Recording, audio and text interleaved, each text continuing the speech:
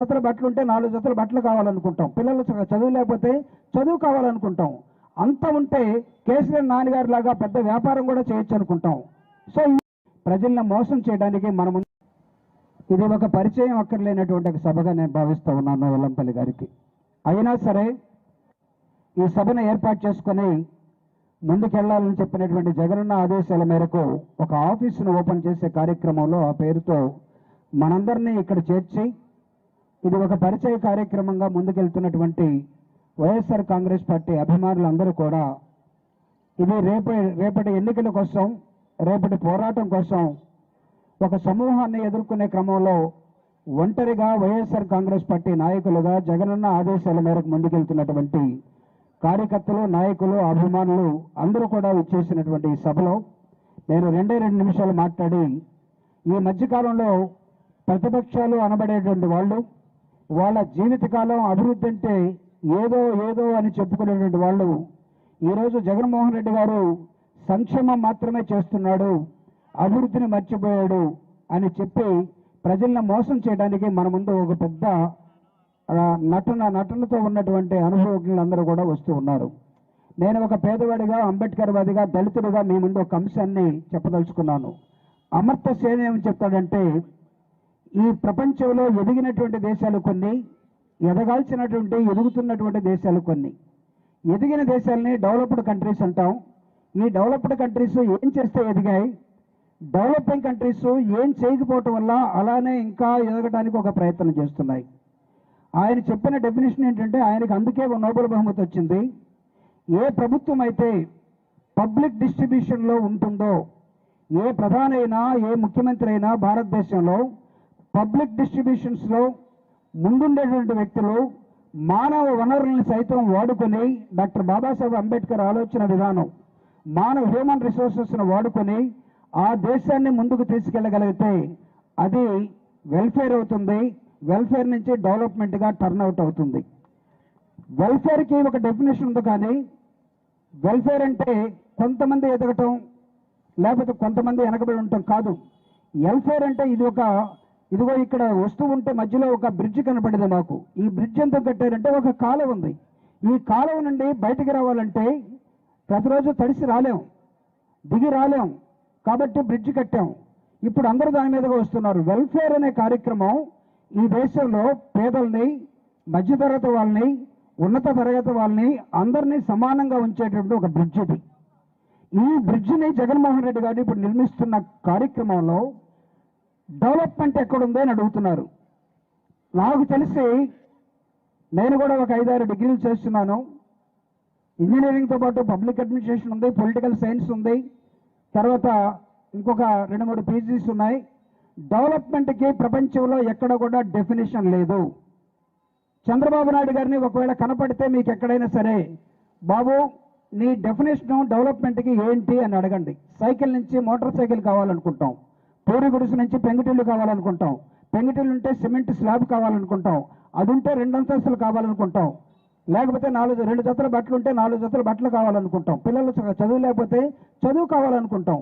అంత ఉంటే కేసీఆర్ నాన్నగారి లాగా పెద్ద వ్యాపారం కూడా చేయొచ్చు అనుకుంటాం. సో ఈ వ్యాపారాలు చేసే క్రమంలో కొన్ని వేల కోట్లు కూడా సంపాదించచ్చు. But where is the end? There is no end.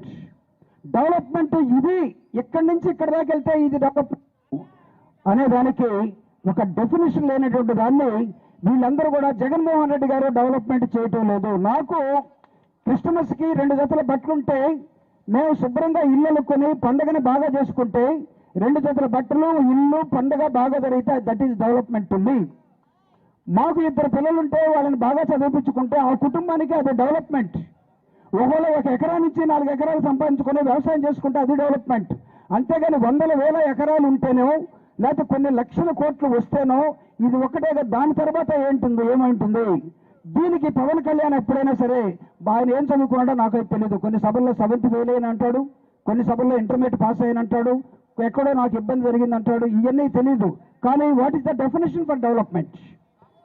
కానీ చంద్రబాబు నాయుడు గారు కానీ లేకపోతే మన జనసేన నాయకులు కానీ జగన్మోహన్ రెడ్డి గారిని నిరంతరం ప్రశ్నిస్తున్నటువంటి మనం కూడా అమాయకంగా అవును కదా డెవలప్మెంట్ లేదు కదంటే జగన్మోహన్ రెడ్డి గారు పంచినటువంటి 2,48,000 కోట్ల రూపాయలు ఈ రోజు ప్రజా డిస్ట్రిబ్యూషన్లోకి వచ్చాయి. ఇదే అమర్త్య సేన్ చెప్పాడు, కొన్ని లక్షల మంది నాయకత్వం ఈ రోజు పైకి వచ్చింది, కొన్ని కోట్ల మంది హ్యూమన్ రిసోర్స్ అందరూ కూడా పనిలోకి వస్తూ ఉన్నారు. ఇది వెల్ఫేర్, ఇది డెవలప్మెంట్. దీన్ని దృష్టిలో పెట్టుకుని ఆ మాటలంటున్నటువంటి వాళ్ళ మాటలు నమ్మకుండా జగనన్న వెనకాల ఉండి జగనన్న ముందుకు తీసుకెళ్లగలిగితే ఇంగ్లీష్ మీడియం ప్రతి తల్లి ప్రతి పిల్లవాడు తన బిడ్డలు బాగా చదువుకోవాలని కోరుకుంటారు. మనందరం కోరుకునేదాన్ని జగనన్న చేసి చూపించాడు. మన బిడ్డలు ఇంగ్లీష్ మీడియంలో చదువుకుంటూ ఉంటే ఉన్నత వర్గాలకు చెందిన చంద్రబాబు నాయుడు గారు కానీ లేకపోతే వెంకయ్య నాయుడు గారు కానీ సుప్రీంకోర్టుకి వెళ్ళి కేసేశారు. అంటే మన పిల్లలు ఇంగ్లీష్ మీడియంలో చదువుకోవడానికి వాళ్ళకి ఏమాత్రం ఇష్టం లేకుండా సంవత్సరాల తరబడి, శతాబ్దాల తరబడి వీళ్ళందరూ కూడా కూలి పనులుగా చేయాలి, వీళ్ళందరూ కూడా ఇళ్లలో పాసి పనులు చేయాలి, లేకపోతే మా తల్లిదండ్రులు ఇక్కడ ఉంటే మేము అమెరికాలో ఉంటే మా తల్లిదండ్రులకి ముట్టి తవ్వడానికో నర్సు పనులు చేయడానికో వాళ్ళు ఉపయోగించుకుంటాం, వాళ్ళు ఇంగ్లీష్ చదవడానికి వీల్లేదని చెప్పే దుర్మార్గ వ్యవస్థలో ఉన్నటువంటి మనం దాన్ని ముక్కలుగా ఖండించి జగన్మోహన్ రెడ్డి గారు ఈ రాష్ట్రానికి ఇంగ్లీష్ మీడియం ఇచ్చేసి చదువుకోండి మీరందరూ కూడా నా బిడ్డల్లాగా అని చెప్తున్నటువంటి ఈ మానవ సంపదను కానీ ఎడ్యుకేషన్ కానీ సరిగా దృష్టిలో పెట్టుకోమని నేను కోరుతా ఉన్నాను. పేదలు మోసపోతారనుకుంటారు. పేదలు మోసపోతే కొన్నిసార్లు మాత్రమే, నిరంతరం మోసపోరు. పేదలు విధేయులుగా ఉంటారు కానీ బానిసలు అనుకుంటే పొరపాటు. చంద్రబాబు నాయుడు ఈ రోజు పేదల్ని చాలా మందిని అట్టడుగు వర్గాన్ని బానిసలుగా చేసుకోవడం కోసం ఒక గోబిల్స్ ప్రచారం చేస్తామన్నాడు. కొన్ని టీవీలు పెట్టుకుని, కొన్ని పేపర్లు పెట్టుకుని, ఒక గుంపును పెట్టుకుని జగన్మోహన్ రెడ్డి గారి మీద చేస్తున్నటువంటి విష ప్రచారాన్ని మీరందరూ కూడా ఆయన సైనికులుగా మీ మౌత్ తోటి, మీ ఆలోచన విధానంతో మాకు ఇల్లు వచ్చింది, మా పిల్లలు చదువుకుంటున్నారు, మా అమ్మకి మా తల్లికి అమ్మఒడి వచ్చింది, మాకున్నటువంటి అనేకమైన కార్యక్రమాలు మా ఇళ్లలో ఈ రోజు జగన్మోహన్ రెడ్డి గారు ఒక మీడియేటర్ లేకుండా, ఒక మధ్య దళారు లేకుండా, ఎక్కడ కూడా కరప్షన్ లేకుండా డైరెక్ట్ గా మా అకౌంట్ లోకి వచ్చి పడే విధానాన్ని ఈ ప్రపంచంలో చేసి చూపించినటువంటి ఒకే ఒక మగాడుగా, కుర్రవాడిగా, ముఖ్యమంత్రిగా జగనన్న కనబడుతున్న సమయంలో ఆయన ఆలోచనలే జగనన్న ఆలోచన విధానం వర్తిల్లాలి. ఎస్సీ సెల్ ఈ రాష్ట్రంలో ఒక రణ నినాదాన్ని తయారు చేసి తిరుగుతూ ఉన్నది. ఇది సజ్జల గారి ఆలోచన విధానం ప్రకారం ఆయన అనుమతితో తిరుగుతూ ఉన్నాం. జగనన్న ఆలోచన విధానం వర్తిల్లాలి. ఈ దేశంలో 29 ముఖ్యమంత్రులు ఉన్నారు, ఒక ప్రధాని 2-3 సార్లుగా వెళ్తూ ఉన్నాడు. ఏమిటి ఈ ఆలోచన విధానం ఈ దేశం పట్ల? మణిపూర్ తగలబడుతుంటే ఎప్పుడైనా వెళ్ళారా? లేకపోతే ఇంకో ప్రాంతంలో పేదరికం ఉంటే పేదరికాన్ని అడ్రస్ చేయడం కోసం ప్రయత్నం చేశారా? పాత ముఖ్యమంత్రులు కానీ, పాత ప్రధానమంత్రులు కానీ, కొత్త వాళ్ళు కానీ ఒక నూతనంగా పరిపాలన చేస్తున్నటువంటి leaders will do things always differently, they don't do different things. Jaganmohan Reddy గారు చాలా డిఫరెంట్ గానే పనిచేస్తా ఉన్నాడు. ఆర్భాటాలు అవసరం లేదు. చేయాలనుకున్న కొన్ని లక్షల కోట్లైనా 1000 కోట్లైనా సరే ఒక సింపుల్ బటన్ తోటి మన ఇళ్ళకి పంపిస్తా ఉన్నాడు. అదే చంద్రబాబు నాయుడు, పవన్ కళ్యాణ్, ఇంకొకడైతే దానికి 100 కోట్లు ఖర్చు పెట్టి ఒక ప్రచారం అనే ఒక బాగా ఊదుకొని ఈ రాష్ట్రాన్ని మొత్తం అప్పుల పాలు చేసే విధానంలో. కానీ జగన్మోహన్ రెడ్డి గారు ఆయన వల్ల రాష్ట్రం అప్పుల పాలు అయిందంటే ఆయన వల్ల అప్పుల పాలు కాలేదు. ఈ రాష్ట్రంలో పేదలందరూ కూడా ఎదుగుతూ ఉన్న క్రమంలో పేదరికాన్ని జగన్మోహన్ రెడ్డి గారు తగ్గిస్తున్నటువంటి యుఎన్ఓ గోల్స్ ప్రకారం, ప్రపంచంలో ఏర్పాటు చేసిన పేదరిక నిర్మూలన గోల్స్ ప్రకారం జగన్మోహన్ రెడ్డి గారు ప్రయత్నం చేస్తూ ఉన్నాడు, పరిపాలిస్తూ ఉన్నాడు. ఈ పరిపాలన కొంతమందికి ఆత్రంగా ఉన్న వాళ్ళకి నచ్చకపోవచ్చు.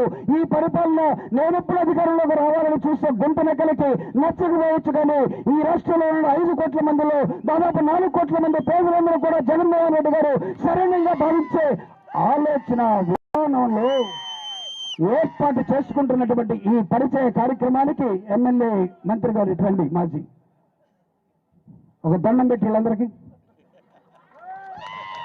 పెట్టు కంటిన్యూస్గా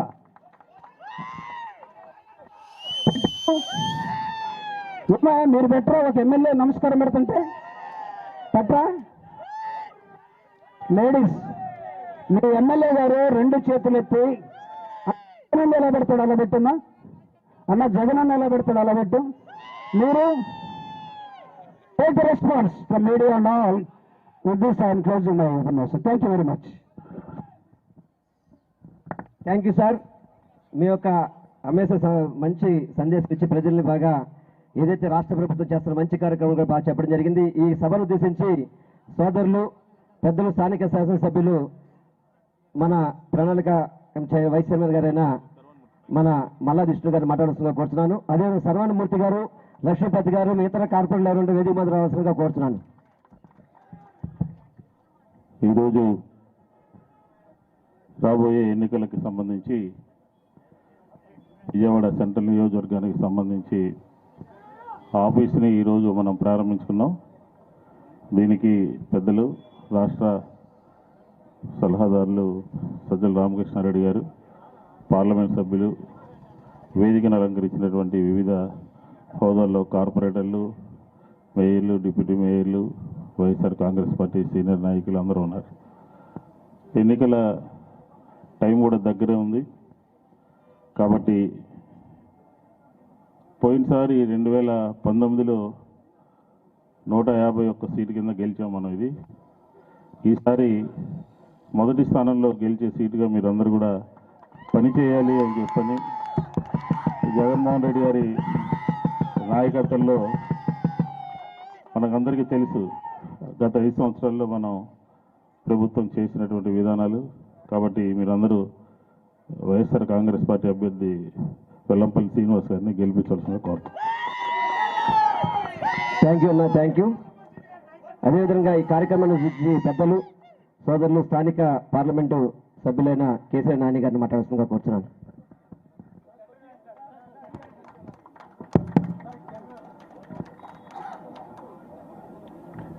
అందరికీ నమస్కారం. సభాధ్యక్షులు, స్థానిక శాసనసభ్యులు సోదరులు మల్లాది విష్ణు గారికి, అట్లాగే ఈరోజు ఈ కార్యక్రమానికి ముఖ్య అతిథి మన సజ్జల రామకృష్ణారెడ్డి గారికి, అట్లాగే మరి ఇప్పుడు మాజీ మంత్రివర్యులు, విజయవాడ పశ్చిమ నియోజకవర్గ ఎమ్మెల్యే, అట్లాగే ప్రస్తుతం విజయవాడ సెంట్రల్ నియోజకవర్గ వైఎస్ఆర్సీపీ అభ్యర్థిగా ముఖ్యమంత్రి గారి చేత నియమింపబడినటువంటి సోదరులు వెల్లంపల్లి శ్రీనివాస్ గారు, అట్లాగే జూపూడి ప్రభాకర్ గారు, సోదరుడు మన అవినాష్, చిరంజీవి అవినాష్ గారు, అందరూ వేదిక మీద ఉన్నటువంటి పెద్దలు, అట్లాగే మేయర్ గారు, ఆసిఫ్ గారు, స్వామిదాస్ గారు, గౌతమ్ రెడ్డి గారు, డిప్యూటీ, అట్లాగే ఈ కార్యక్రమానికి ఇచ్చేసినటువంటి వైఎస్ఆర్సీపీ నాయకులకి, కార్యకర్తలకి, ప్రజలకి అందరికీ కూడా పేరు పేరున హృదయపూర్వక నమస్కారాలు తెలియజేస్తున్నా. మన ఎన్నికల్లో 2019లో సోదరుడు అంతకుముందు 28,000తో మెజారిటీతో గెలిచినటువంటి ఇక్కడున్నటువంటి తెలుగుదేశం పార్టీ ఎమ్మెల్యే క్యాండిడేట్ని 25 ఓట్లతో గెలిచాడు చాలా కృషి చేసి. ఈసారి 25,000తో వెల్లంపల్లి గెలవబోతున్నాడు. అంటే 28,000 ప్లస్తో మరి ఆ రోజు మన సోదరుడు మన విష్ణు గారు ఇది చేస్తే మళ్ళీ ప్లస్ 25,000తో మన ఏదైతే ముఖ్యమంత్రి గారు ఇక్కడికి అభ్యర్థిగా పంపించారో సోదరుడు వెల్లంపల్లి శ్రీనివాస్ గెలవబోతున్నాడు. దాంట్లో ఎటువంటి సందేహం లేదు. ఈరోజు ముఖ్యంగా జూపూడి ప్రభాకర్ గారు చెప్పారు, ఈ దేశంలోనే పేదల పాలిటి పెన్ను ఎవరున్నారంటే మన ముఖ్యమంత్రి జగన్మోహన్ రెడ్డి గారు. దాంట్లో ఎటువంటి సందేహం లేదు. మరి ఇంత కరోనా కాలంలో రాష్ట్రం ఆర్థికంగా ఇబ్బంది పడుతున్నప్పుడు కూడా 2,40,000 కోట్ల చిల్లర ఇప్పటి వరకు, రాబోయే ఇంకా 3-4 నెలలు ఉంది, ఇంకా కొంచెం యాడ్ అవుతుంది దానికి. టోటల్గా యావరేజ్ మీద 2.6 lakh crores అంటే 2,60,000 కోట్ల రూపాయలు పేదలకి సంక్షేమ రూపంలో ఇచ్చినటువంటి వ్యక్తి ఎవరు ఉన్నారంటే నాకు తెలిసి ప్రపంచంలోనే జగన్మోహన్ రెడ్డి గారు అవుతారు. అట్లాగే సామాజిక న్యాయ పరంగా కూడా మనం చూసాం మొన్నే సామాజిక న్యాయ శిల్పం. దాదాపు నేను చాలా దళితులు పాలించినటువంటి రాష్ట్రాలు చూసా, దళిత పార్టీలు పాలించినటువంటి రాష్ట్రాలు చూసా దేశంలో ఎంపీగా. కానీ పేదల పాలిటి ఆశాజ్యోతి, బడుగు బలహీన వర్గాల ఆశాజ్యోతి, సామాజిక న్యాయానికి ఒక నిలువెత్తు నిదర్శనమైనటువంటి మన అంబేద్కర్ గారి విగ్రహం విజయవాడ నడిబొడ్లో, అంటే రాష్ట్ర నడిబొడ్లో మరి అంత పెద్ద ఎత్తున ఆయన గౌరవాన్ని నిలబెట్టినటువంటి వ్యక్తి ఎవరు ఉన్నారంటే ఈ దేశంలో అది కేవలం జగన్మోహన్ రెడ్డి గారు మాత్రమే. బీసీలకి, ఎస్సీలకి, ఎస్టీలకి, మైనార్టీలకి రాజ్యాధికారంలో మెజారిటీ షేర్ ఉండాలని చెప్పి